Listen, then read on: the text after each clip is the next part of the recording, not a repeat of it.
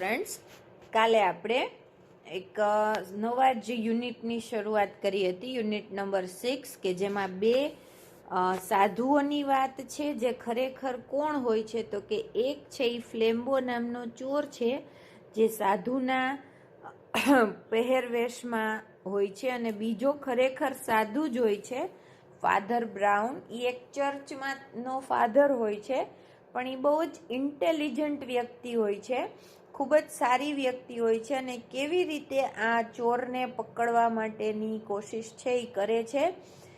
તો એ બે છે એ એક પાર્કમાં હોય છે, અને ફ્લેમ્બો એ સાધુને કહે છે, ફાધર બ્રાઉનને, કે તું મને એ ક્રોસ આપી દે.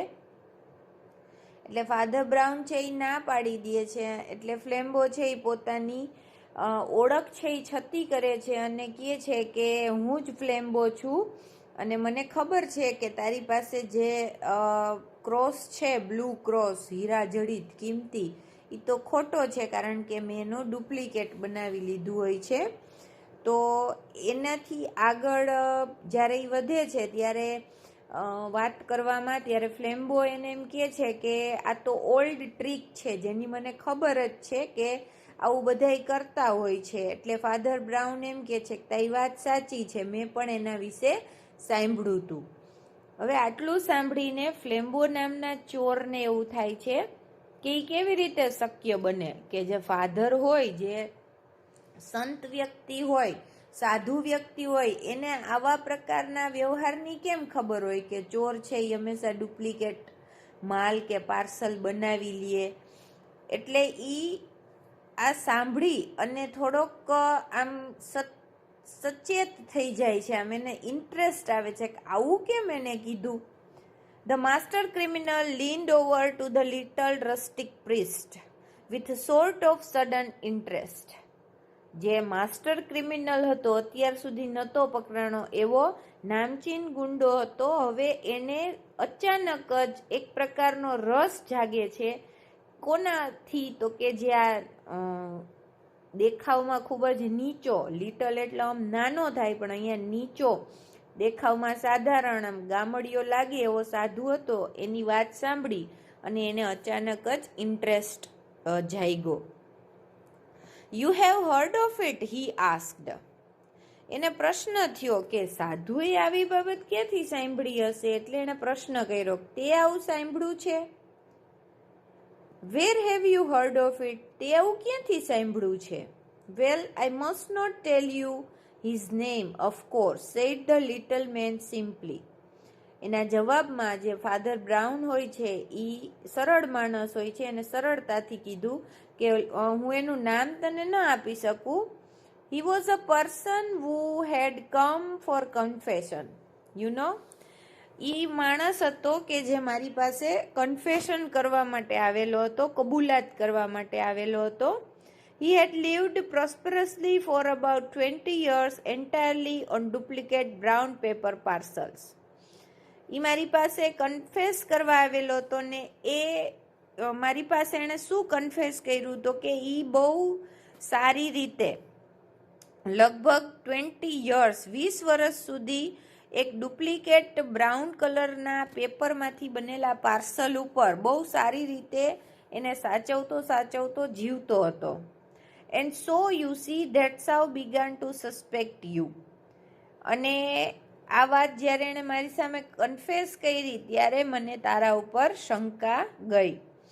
હવે ખરેખર જે સાચવવા આપેલી બાબત છે એ કઈ છે, અને જે ચોરના ભાઈ હોય એ ચોર જ હોવાના.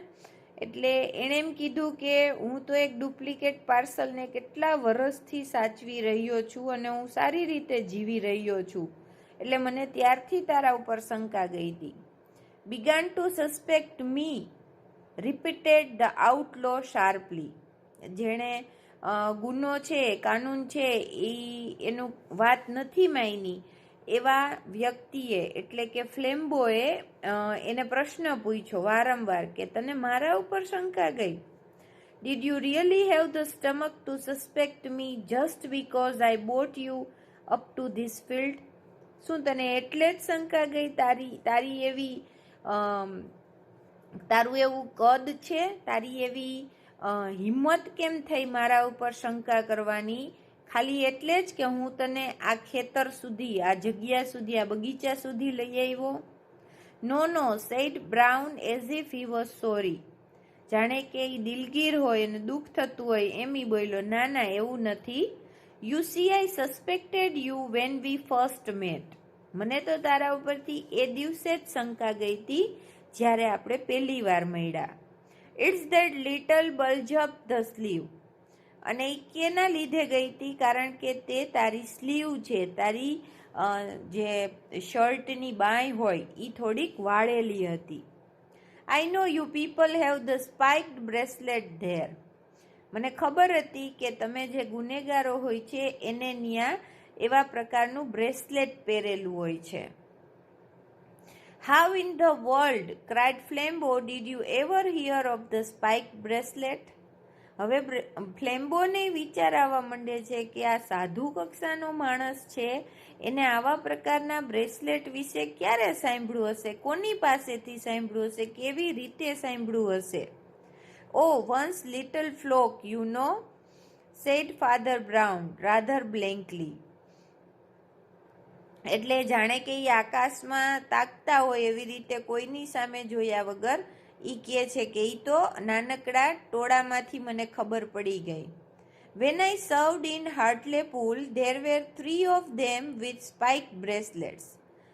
એટલે એ પોતાની વાત કરે છે કે જ્યારે હું હાર્ટલે પૂલ નામની જગ્યામાં મારી સેવા આપતો હતો ત્યારે 3 માણસો છે, 3 લોકો છે, એને આવા પ્રકારના બ્રેસલેટ્સ હતા. So I suspected you from the first. એટલે મને તારા ઉપર પહેલેથી જ શંકા ગઈ હતી. Don't you see, I made sure that the cross should go safe any how.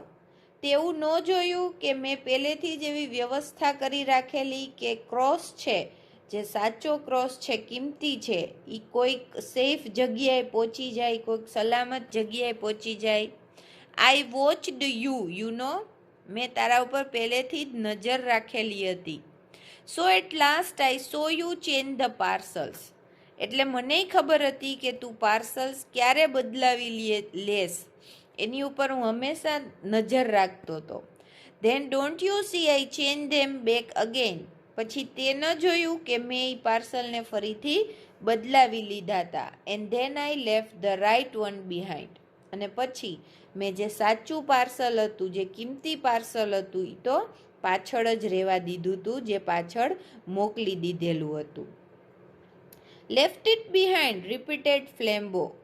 ફ્લેમ્બો કહે છે કે તે પાછળ રહેવા દીધું હતું. And for the first time his victorious tone was gone. આ પહેલી વખત જે એનો વિજયનો સૂર હતો, એના અવાજમાં એક રણકાર હતો કે હું જીતી ગયો છું, મારી પાસે સાચું કિંમતી પાર્સલ છે. પણ હવે એને પહેલી વાર એમ થયું કે હું હારી ગયેલો હોઈશ, આ સાધુ સાચું બોલે છે કે મને બનાવે છે. એટલે હવે એનો જે ટોન હતો, અવાજ કરવાની, બોલવાની જે ભાષા હતી, જે સૂર હતો, એ બદલાઈ ગયો. Well it was like this, said the little priest. હવે લિટલ પ્રિસ્ટ, જે નાનકડો ઠીંગણો પ્રિસ્ટ હતો, એને આખી બાબત સમજાવે છે કે જો આવી રીતે થયું. Speaking in the same casual way. સાવ સામાન્ય રીતે બોલતો હોય, બોલચાલની ભાષામાં, એવી જ રીતે બોલતો હતો. I went back to that sweet shop and left the original parcel with the cross there.